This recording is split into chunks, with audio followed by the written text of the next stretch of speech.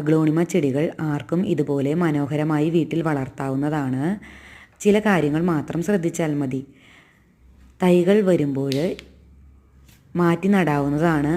അല്ലെങ്കിൽ ഇതിൽ തന്നെ നിർത്തുകയാണെങ്കിൽ ഇത് കുറച്ചുകൂടി ബുഷിയായി കാണാൻ കൂടുതൽ മനോഹരമായിരിക്കും. ഇതിന് ഡയറക്റ്റ് സൺലൈറ്റിൻ്റെ ആവശ്യമില്ല. ഡയറക്റ്റ് സൺലൈറ്റ് ലഭിക്കുകയാണെങ്കിൽ ഇതിൻ്റെ ഇലകൾ ഇതുപോലെ കരിഞ്ഞു പോകുന്നു.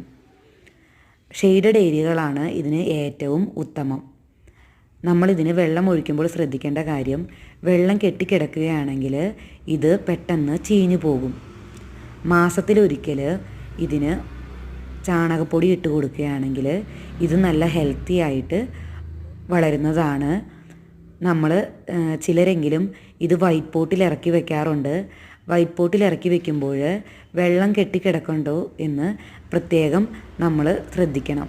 വെള്ളം കെട്ടിക്കിടക്കണ്ടെങ്കിൽ ഇത് പെട്ടെന്ന് ചീഞ്ഞു പോകും.